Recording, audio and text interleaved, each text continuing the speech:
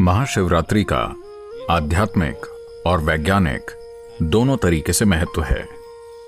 शिवरात्रि का अर्थ है हर महीने का 14वां दिन, जो कि अमावस्या से एक दिन पहले आता है। एक वर्ष में 12 से 13 शिवरात्रियां होती हैं। इन सभी शिवरात्रियों में से वो शिवरात्रि जो फरवरी मार्च के माघ महीने में आती है, उसे महाशिवरात्रि कहते हैं। ग्रह के उत्तरी गोलार्ध में उस दिन इंसानी सिस्टम में ऊर्जा स्वाभाविक रूप से ऊपर की ओर बढ़ती है। हर एक जीव अपने भीतर ऊर्जा को ऊपर की ओर बढ़ते हुए महसूस करता है। इस ऊपर उठती हुई ऊर्जा का केवल वो ही प्राणी सही से उपयोग कर सकते हैं जिनकी रीढ़ की हड्डी सीधी है। मानव होने का हमारा सौभाग्य है कि केवल हम ही एक ऐसी प्रजाति हैं जिसकी रीढ़ विकसित होकर सीधी हो गई है।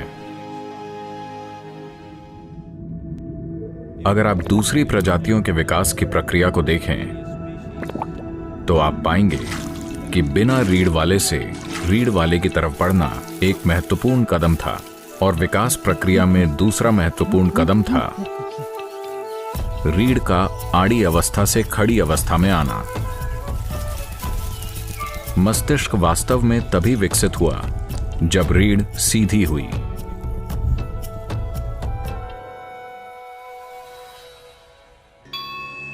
जैसे कि महाशिवरात्रि की रात में ऊर्जा स्वाभाविक रूप से ऊपर की ओर बढ़ती है, रात भर रीढ़ को सीधी रखने से जबरदस्त लाभ होता है। ये उनके लिए विशेष रूप से फायदेमंद है जो खासकर आध्यात्मिक मार्ग पर हैं, पर ये उन लोगों के लिए भी महत्वपूर्ण है जो पारिवारिक स्थितियों में हैं, और साथ ही दुनिया में उन लोगों के लिए भी जो महत्वाकांक्षी हैं। आध्यात्मिक मार्ग पर चलने वालों के लिए, योगियों के लिए ये वो दिन है जब शिव अपने भीतर की सभी हलचलों के परे चले गए और पूरी तरह से स्थिर हो गए। इसी दिन उनकी तीसरी आंख खुल गई और उनका बोध खिल उठा। हम ये कह रहे हैं कि ये दो आंखें सिर्फ इंद्रियां हैं।